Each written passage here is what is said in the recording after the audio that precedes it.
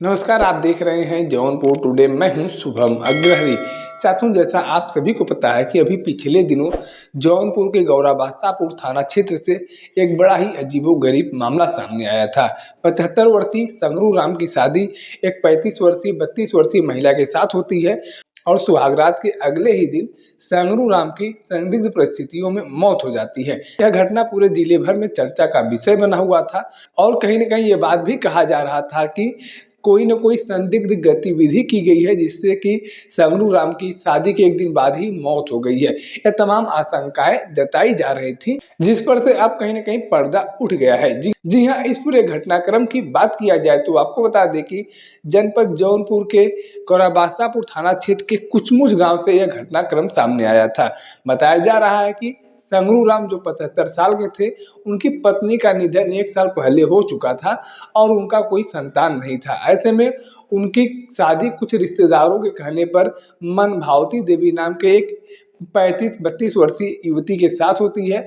आपको बता दें कि मनभावती देवी का भी यह दूसरा शादी था। मनभावती देवी को पहली शादी से 3 बच्चे थे। तो ऐसे में मनभावती देवी के द्वारा बताया जा रहा है कि संगरू राम ने उनसे कहा था कि आप हमारे घर को संभालिएगा, हम तुम्हारे बच्चों का खर्चा देख लेंगे, उनका भविष्य देख लेंगे। यानी कि मनभावती देवी ने अपने बच्चों का भविष्य देखते हुए संगरू राम से शादी करने का फैसला किया था। लेकिन किसी को यह नहीं पता था कि शादी के अगले ही दिन बाद संगरू राम की मौत हो जाएगी, जो कहीं न कहीं मनभावती देवी को भी शंका के घेरे में डाल देगा। और हुआ कुछ ऐसा ही। संगरू राम की शादी मनभावती देवी के साथ 29 सितंबर को होती है और उसके एक दिन बाद ही उनकी मौत हो जाती है।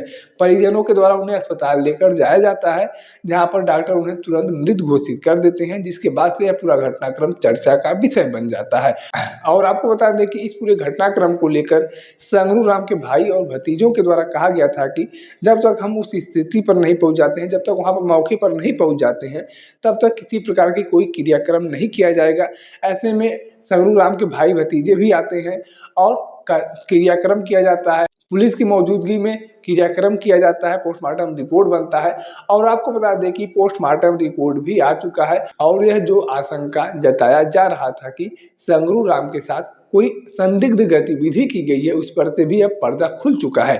जी हाँ, पोस्टमार्टम रिपोर्ट में खुलासा हुआ है कि संगरू राम के साथ किसी प्रकार की कोई संदिग्ध गतिविधि नहीं हुई है। या तो उनकी मौत शॉक से हुआ है या कोमा में जाने की वजह से हुआ है।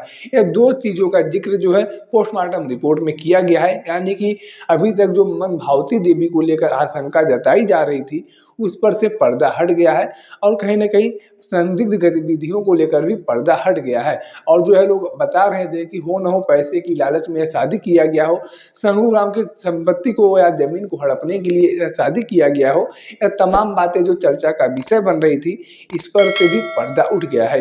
लेकिन यहाँ पर कहीं न कहीं एक बड़ा सवाल ये है कि आखिर संगरू राम को 75 वर्ष की उम्र में शादी करने की ज़रूरत ही क्या पड़ी?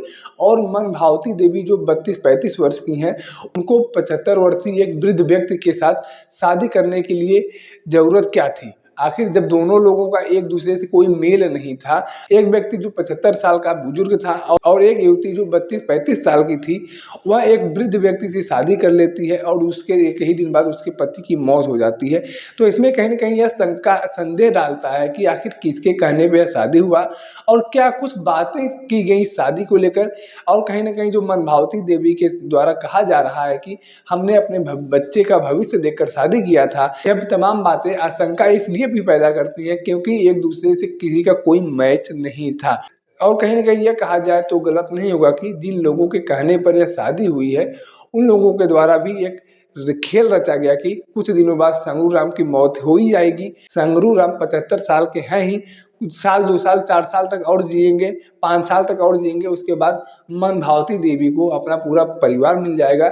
घर परिवार जो संपत्ति है वो तो मिलेगा ही मिलेगा, बच्चों का भविष्य भी सुरक्षित हो जाएगा। कहीं न कहीं यह बातें जो है, यह शादी जो है, इसी बात की ओर इशारा करती हैं। बाकी इस पूरे घटनाक्रम को लेकर, इस पूरे विवाद को लेकर आपके पास कोई जानकारी है, कोई राय है, तो आप कमेंट बॉक्स में लिख सकते हैं। अगर आप वीडियो को फेसबुक पर देख रहे हैं तो पेज को फॉलो करें, यूट्यूब पर देख रहे हैं तो चैनल को सब्सक्राइब करना ना भूलें।